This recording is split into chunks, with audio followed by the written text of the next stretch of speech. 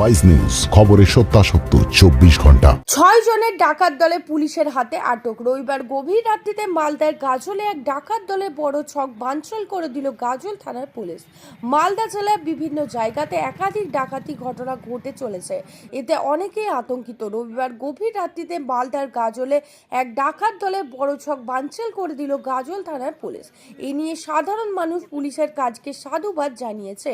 Police সূত্রে জানা গিয়েছে, ধৃত ডাকাতদের নাম ইব্রাহিম মমিন 32 বছর, ডাক নাম শফি, স্বরূপ শেখ 24, নাসির মমিন 24, রতন মণ্ডল 38, রহিম মমিন 28, আবলুলা মমিন 26। পাকড়াও ও ডাকাত দলদের বাড়ি বাঙ্গিতলা মোথাবাড়ি এলাকায়।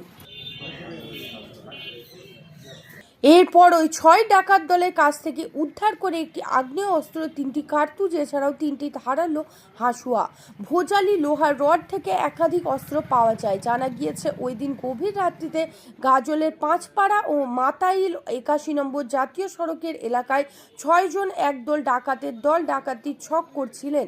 এমন সময় গাজল থানার পুলিশ প্রশাসন গোপন সূত্রে খবর পেয়ে ওই 6 ডাকাতের দলকে হাতে নাতে পাকড়াও করেন।